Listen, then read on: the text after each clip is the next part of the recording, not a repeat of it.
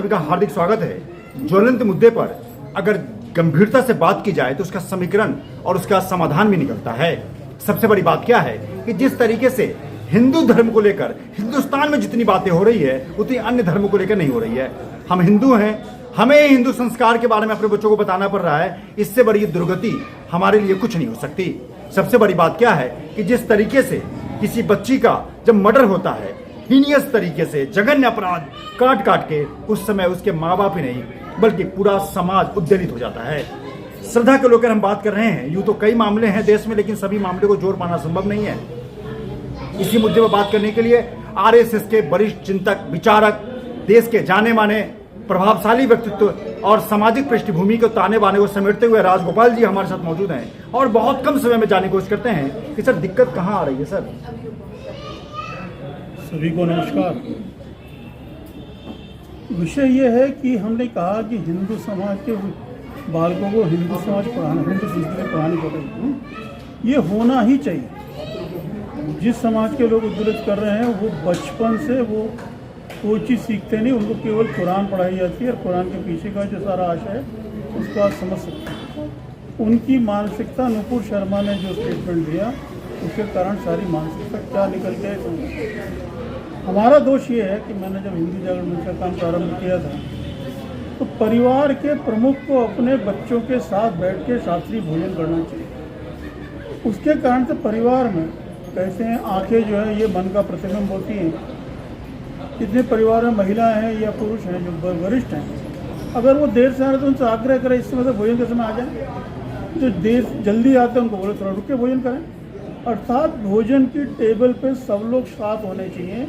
उस समय सबकी दृष्टि सबके सामने होगी। हमारा कोई अगर हम गलत काम कर रहे हैं तो हमारी दृष्टि अपने बुजुर्गों से स्वाभाविक रूप से नहीं मिलेगी। ये तो प्रयोग परिवारों में होना चाहिए। दूसरा, कौन रब हो हमें का हानि वाला जो बाबा तुलसीदास जी ने कहा था, आज वो फेल है।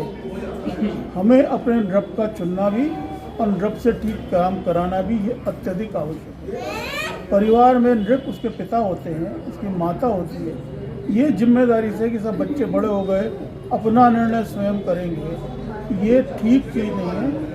बच्चे शॉर्ट साइटेडनेस के कारण अपना निर्णय करते हैं। हम अपने अनुभव के आधार पर उनका ठीक से मार्गदर्शन करें। दूसरी चीज़, हम संस्कारों की बात करते हैं। आज भी एक विशेष समुदाय के लोग अम्मी और अब्बा कहते हैं, इतने ही बड़े हो जाएं।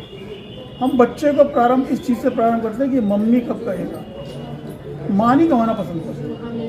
पापा का अर्थ नहीं समझते।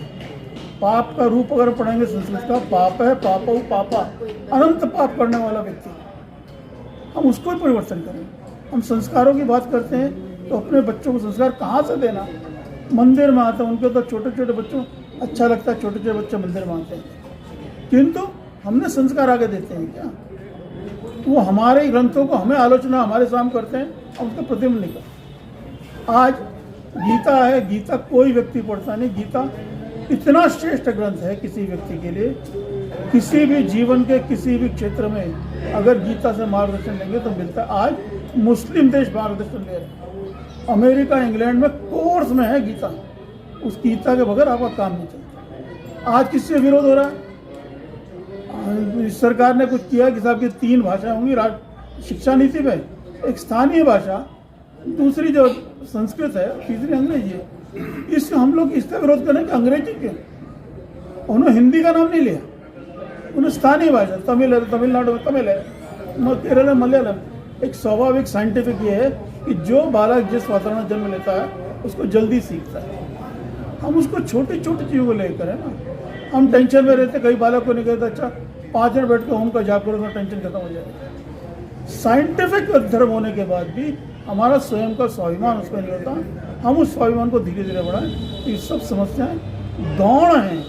अपने परिवार में बच्ची कहाँ जा रही है, कहाँ नहीं जा रही, उसके साथ रख के कुछ तो उससे दोस्ती करें। जब दोस्ती करेंगे तब उसकी सब पीड़ा हमारे सामने आएंगी। मेरा निवेदन है कि परिवार की व्यवस्था ठीक से खड़ा करेंगे तो ये समस्याएं धीरे धीरे कम होंगी।